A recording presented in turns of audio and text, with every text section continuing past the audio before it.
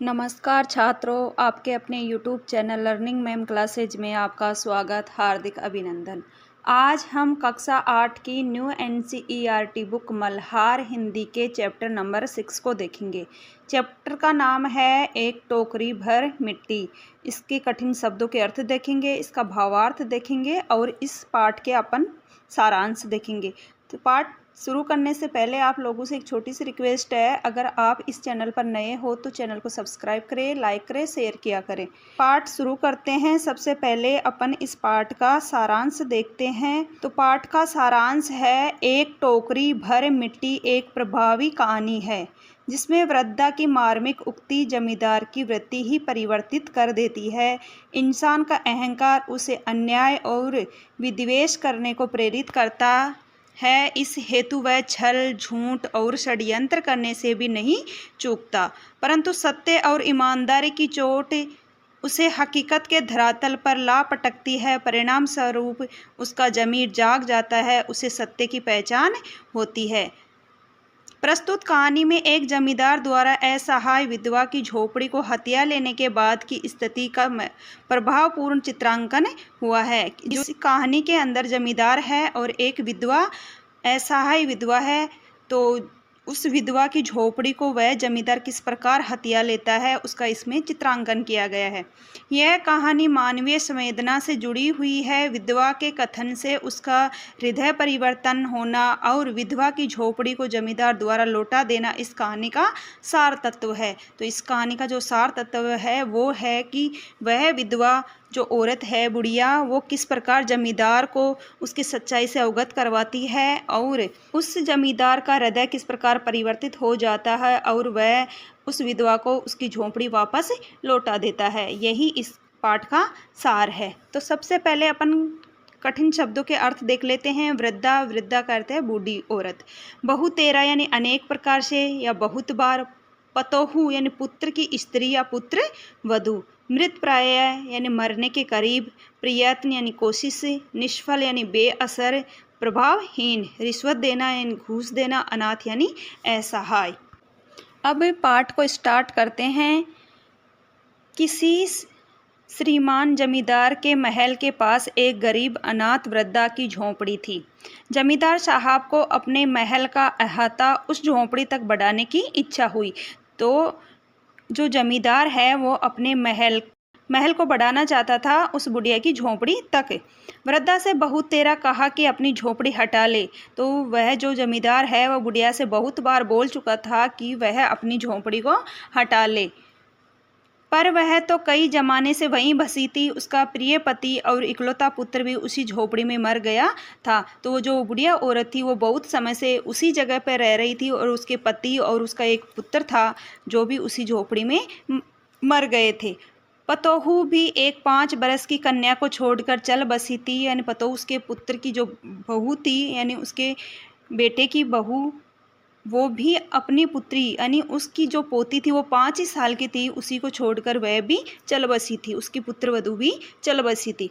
अब यही उसकी पोती इस वृद्धावस्था में एकमात्र आधार थी।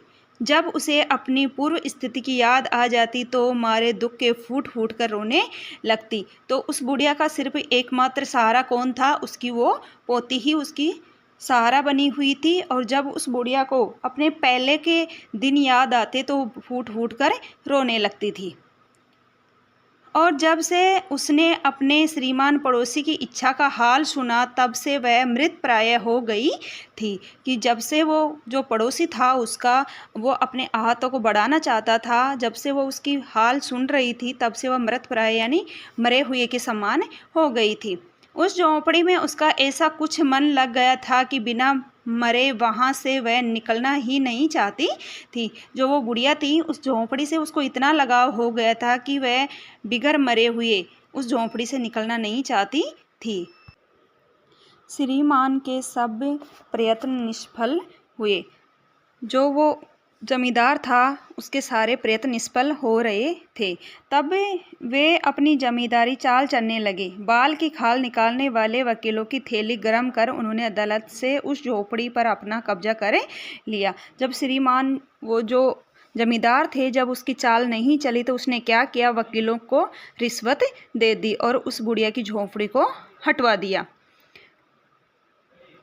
और वरदा को वहाँ से निकाल दिया। बेचारी अनाथ तो थी ही, पास पड़ोस में कहीं जाकर रहने लगी। जब उस बुढ़िया को बेचारी को निकाल दिया गया तो वो तो अनाथ तो थी, एक पोती थी, एक खुद थी, तो वो कहीं जाकर दूसरे पड़ोसी के पास जाकर रहने लग गई। एक दिन श्रीमान उस झोंपड़ी के आसपास टहल रहे थे और लोगों को काम बता रहे थे कि इतने में वह वृद्धा हाथ में एक टोकरी लेकर वहां पहुंची। श्रीमान ने उसको देखते ही अपने नौकरों से कहा कि उसे यहाँ से हटा दो। जब वो जो जमींदार था वो वहाँ से उस झोंपड़ी पर काम करवा रहा था तो वहाँ वह टहलता टहलता आ गया, उस झोंपड़ी के पास पहुँच गया। तो जब उसको देखी तो वह बुढ़िया भी वहाँ पर आ गई। तो उस बुढ़िया को देखकर उस जमींदार ने क्या किया, अपने नौकरों से कहा कि इसको यहाँ से हटा दो। पर वह गिड़गिड़ा कर बोली, महाराज अब तो झोंपड़ी तुम्हारी ही हो गई है, मैं उसे लेने नहीं आई हूँ। महाराज क्षमा करे, तो एक विनती है। तो वो बुढ़िया थी, जब उसको वहाँ से हटाने लगे उसके नौकर, तो वो गिड़गिड़ा कर बोले कि महाराज अब यह झोंपड़ी आप ही की हो गई है, मैं उसे वापस लेने नहीं आई हूँ। और वह उस जमींदार से विनती करने लगी। जमींदार से कहने लगी वह बुढ़िया कि जमींदार साहब के सिर हिलाने पर उसने कहा, जब से यह झोंपड़ी है तब से मेरी पोती ने खाना पीना छोड़ दिया है। मैंने बहुत कुछ समझाया पर वह एक नहीं मानती। वह बुढ़िया उस जमींदार से कह रही है कि जब से मेरी ये झोंपड़ी छूटी है तब से मेरी पोती ने खाना पीना छोड़ दिया है और मैंने उसे बहुत समझाया है पर वह मेरा कहना नहीं मानती है। यही कहा करती है कि अपने घर चली वहीं रोटी खाऊंगी। अब मैंने यह सोचा कि इस झोपड़ी में से एक टोकरी भर मिट्टी ले उसी का चूल्हा बनाकर रोटी पकाऊंगी, इससे भरोसा है कि वह रोटी खाने लगेगी। तो जब वह जो बुढ़िया है उस जमींदार को कह रही है कि महाराज मैं इस झोंपड़ी को लेने नहीं आई हूँ, मैं तो इसमें से एक टोकरी मिट्टी ले जाने आई हूँ, क्योंकि जो उस मेरी पोती है वो खाना पीना छोड़ दी है। वो ऐसे बोलती है कि मैं इसी झोंपड़ी में रह के खाना खाऊंगी, तो मैं इस झोंपड़ी में से केवल एक टोकरी मिट्टी ले जाऊंगी और उसका चूल्हा बनाकर उस चूल्हे पर उसके लिए रोटी पकाऊंगी। तो मुझे ऐसा लगता है कि शायद वह खाना खा ले। महाराज कृपया करके आज्ञा दीजिए तो इस टोकरी में मिट्टी ले जाऊं। श्रीमान ने आज्ञा दे दी। वो बुढ़िया है जो कहती है कि महाराज मुझे आज्ञा दीजिए तो मैं एक टोकरी मिट्टी ले जाऊं। तो उस जो जमींदार था उसने आज्ञा दी। वृद्धा झोपड़ी के भीतर गई। वहां जाते ही उसे पुरानी बातों का स्मरण हुआ और उसकी आंखों से आंसू की धारा बहने लगी। जैसे ही वह बुढ़िया उस झोपड़ी के अंदर गई तो उसको जो उसकी पुरानी यादें थी वो सभी यादें दोबारा से तरोताज़ा हो गई और उसकी आंखों से आंसू बहने लगे। अपने आंतरिक दुख को किसी तरह संभाल कर उसने अपनी टोकरी मिट्टी से भर ली और हाथ से उठाकर बाहर ले आई। फिर हाथ जोड़कर श्रीमान से प्रार्थना करने लगी कि महाराज कृपा करके इस टोकरी से जरा हाथ लगाइए जिससे कि मैं उसे अपने सिर पर धर लूं। तो उस टोकरी को बाहर लाकर वह उस जमींदार से कहती है कि महाराज कृपा करके इस टोकरी के जरा सा हाथ लगा दीजिए ताकि मैं इस टोकरी को अपने सिर पर रख लूं। जमींदार साहब पहले तो बहुत नाराज हुए, पर जब वह बार बार हाथ जोड़ने लगी और पैरों पर गिरने लगी तो उनके भी मन में कुछ दया आ गई। किसी नौकर से न कहकर आप ही स्वयं टोकरी उठाने को आगे बढ़े। ज्यों ही टोकरी को हाथ लगाकर ऊपर उठाने लगे त्यों ही देखा कि यह काम उनकी शक्ति के बाहर है।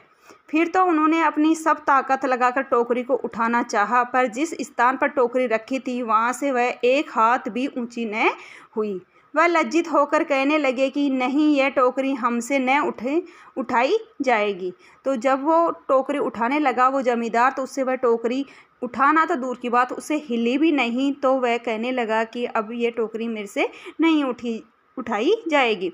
यह सुनकर वृद्धा ने कहा, महाराज नाराज न हो, आपसे तो एक टोकरी भर मिट्टी उठाई नहीं जाती और इस झोपड़ी में तो हम हजारों टोकरियां मिट्टी पड़ी है, उसका भार आप जन्म भर कैसे उठा सकेंगे? आप ही इस बात पर विचार कीजिए। तो वो बुढ़िया है वो उस जमींदार से कहती है कि महाराज अगर आपसे यह टोकरी नहीं उठाई गई तो इस जो ये झोपड़ी है इसमें तो बहुत सारी यानी हजारों टोकरियां मिट्टी पड़ी है, आप उनका बोझ जिंदगी भर कैसे उठा पाएंगे। जमींदार साहब धन मद से गर्वित हो अपना कर्तव्य भूल गए थे। वह वृद्धा के उपयुक्त वचन सुनते ही उनकी आंखें खुल गई।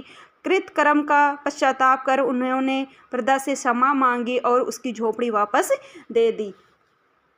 तो उसको अपनी जो गलती थी उसका पछतावा हुआ उस जमींदार को, और उसने अपनी जो गलतियां थी उनके लिए उस बुढ़िया से क्षमा मांगी और उस बुढ़िया को उसने वो झोपड़ी वापस लौटा दी। तो लेखक है माधवराव सप्रे। थोड़ा सा लेखक परिचय देख लेते हैं। हिंदी की प्रारंभिक कहानियों में एक टोकरी भर मिट्टी का भी उल्लेख आता है। इसके लेखक माधवराव सप्रे हैं। ऐसा माना जाता है कि ये लोकमान्य बाल गंगाधर तिलक की प्रेरणा से हिंदी में आए थे।